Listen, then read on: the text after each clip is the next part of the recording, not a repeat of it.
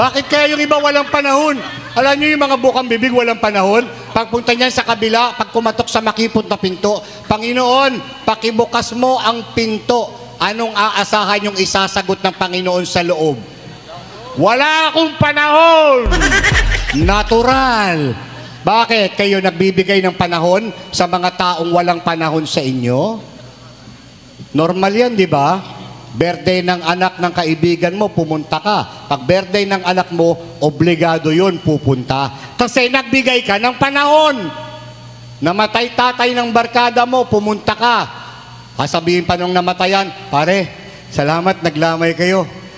Kayo mag-alala, makakabawi din ako. Pag namatay yung mga tatay niyo. Kasi nagbigay ka ng panahon, normal yun. Kaya sa mga taong walang panahon, kakalyuhin na yung kamay mong kakakatok, hindi yun bubukas.